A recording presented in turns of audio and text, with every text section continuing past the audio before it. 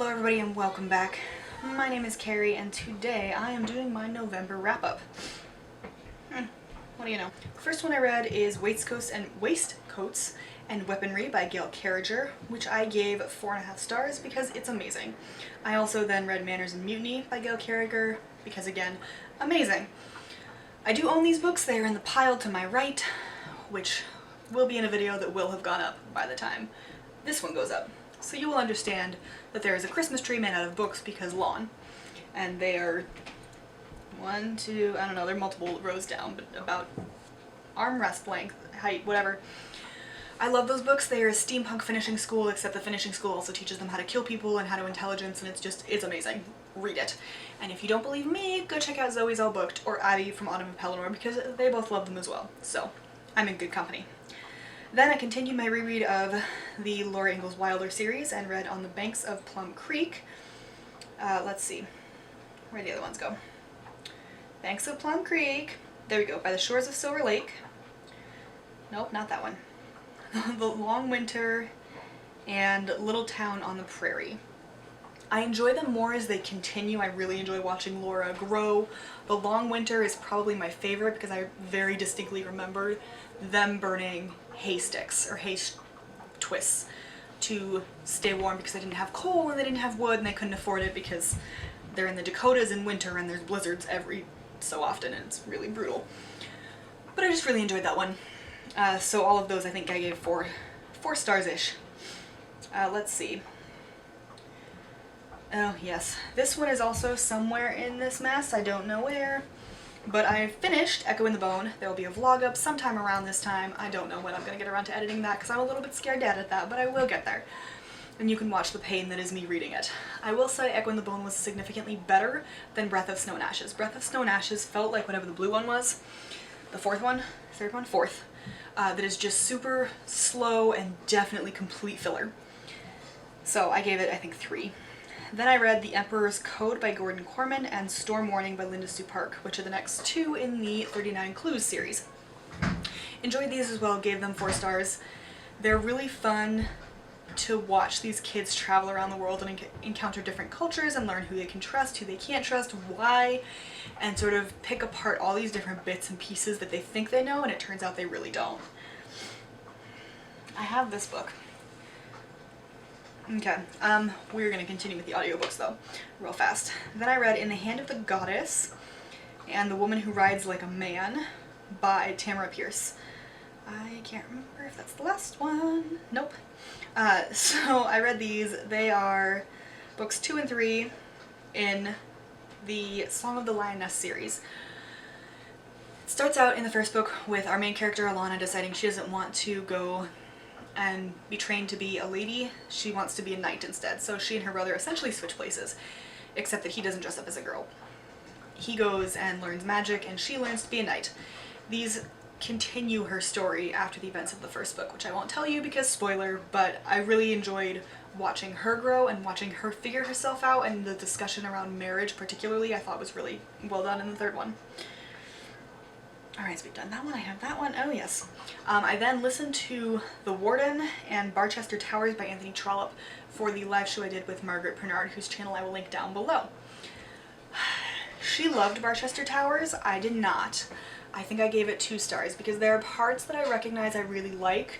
I love allusions to the classics. I just think they're, for me, a really good way to figure out what people were thinking at the time. Because books and other social media or mediums, whatever, indicate the mores of society. Do I think we need to branch out from the classics? Oh my god, yes. But I do recognize, for me, again, for me, that I enjoy looking and going, oh my gosh, you are so dumb. Why would you not get off your ass and help somebody cook? You know, or just because their skin is a different color than yours does not make them less human. Again, I really enjoy sort of dissecting them and figuring out what society thought at that time and trying to figure out why, although I haven't been able to figure that out yet. Again, understand and fully acknowledge and agree that we also need to move forward and not expect all of these super white, racist, sexist classics to be the end-all be-all for the rest of eternity, because God, we need more. Oh my God. But anyway, that's enough of my high horse. Basically, Barchester Towers was just very slow and focused altogether too much on these little nitpicky relations that I really didn't care about. So that was a lot less fun. Alright, let's see. And the last audiobook was Roll of Thunder, Hear My Cry by Mildred D. Taylor. Okay. So I liked that one. I think I gave it 3.5. I think it was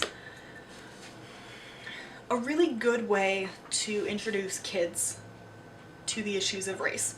It was written in the 50s, which I think makes it even harder, or the 60s. I think it's a really hard topic to broach, but it is one that needs to be discussed and acknowledged and talked about with kids, with adults, with everybody, because otherwise we're not going to get anywhere, and we desperately need to fix ourselves.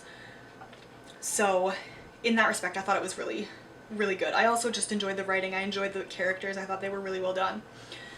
So 4 stars. There were bits I thought should have been a little bit, I don't know, more explained or more drawn out. To be fair, I could have missed them since I was listening to it on audiobook. That's a user error, very possibly. And then the physical books I read. We will start with The Absolutely True Diary of a Part-Time Indian by Sherman Alexie, which I read for my book club. This is a fictional memoir sort of a thing. It's got little pictures, cartoons in it. That's how the kid communicates with the world. It's definitely meant for a middle grade audience, and I think for a middle grade audience this was perfect. I gave it a 3.5. It was good. There were bits of it that I thought were sort of lost. He uses sarcasm and humor almost too much, so that you would have these really poignant, really powerful lines, and they would be overshadowed by the humor or the crudeness or what have you, because I mean it's told in the perspective of a 13-14-year-old boy. Again, kind of like Roll of Thunder, I think it's a great way to introduce kids to this concept of, hey, there are people in the States who have been harmed in many ways for many years, and nobody even acknowledges them, even though they were here first.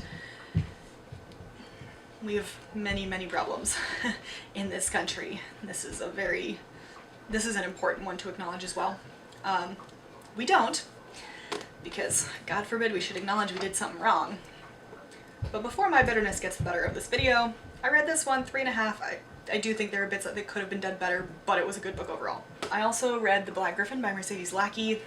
This was a reread for me, and I absolutely adored it.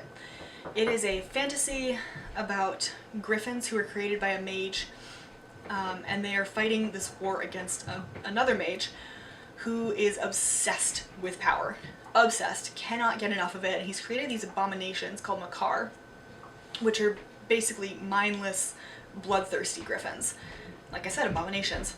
And this is the story of Scandranan, who is...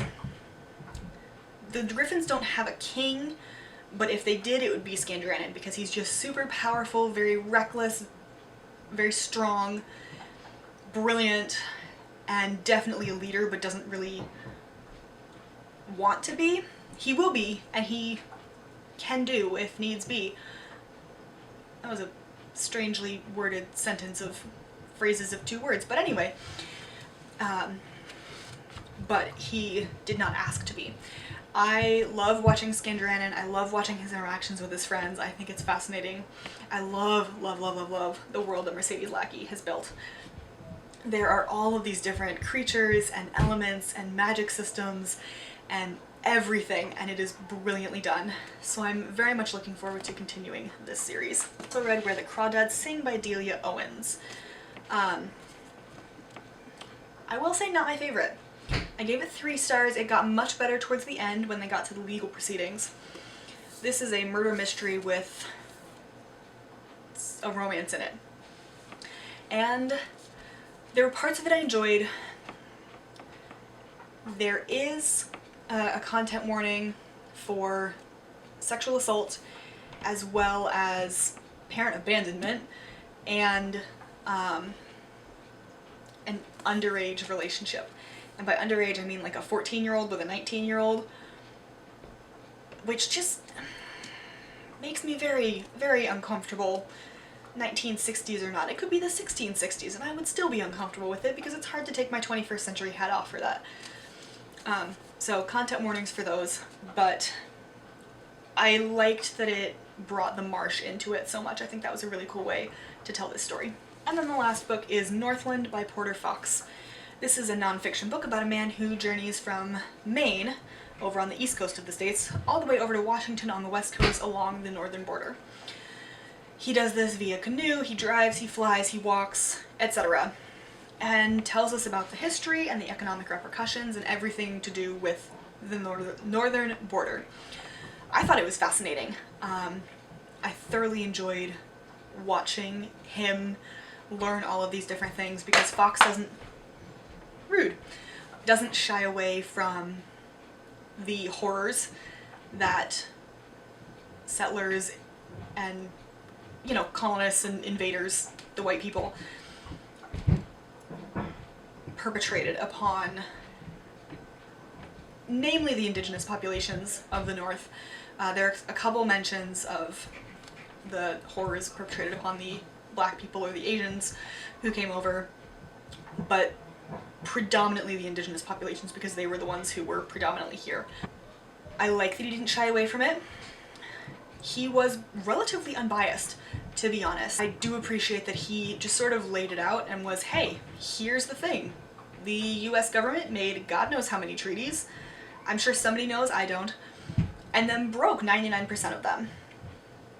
So there have been cases about this that have happily fucked over the US government a couple of times. It's great. One of my favorites, this is not in the book, but I took Indian law in law school, it was great.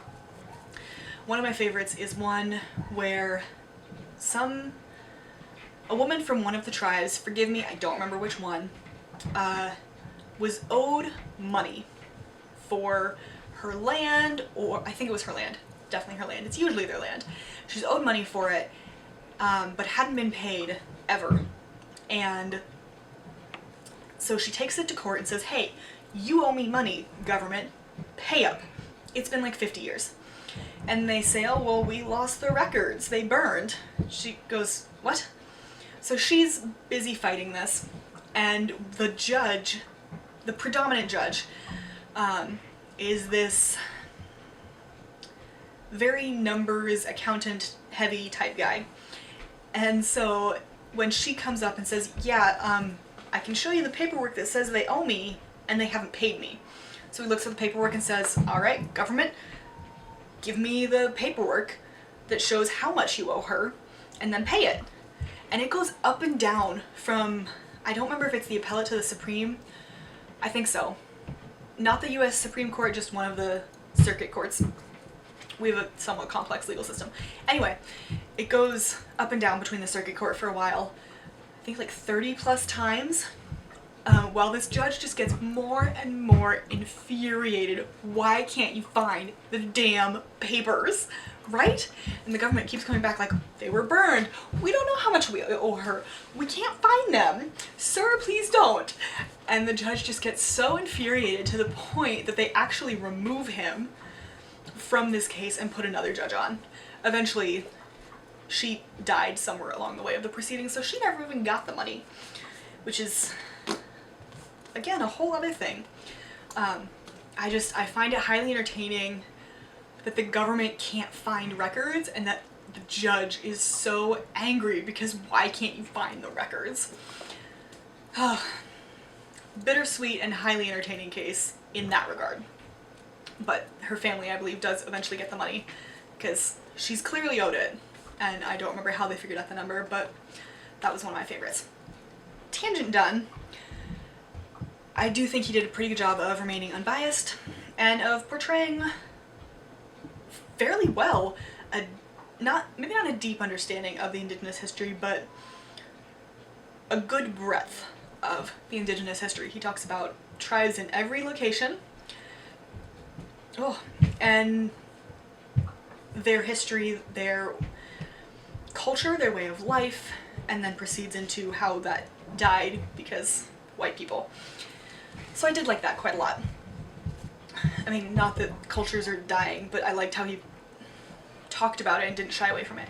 What I did wish was towards the end he had a lot less, it felt like, in Washington and Oregon, or specifically Washington, I guess, because that's the one on top. It felt like he just sort of skimmed over a lot of their history and culture.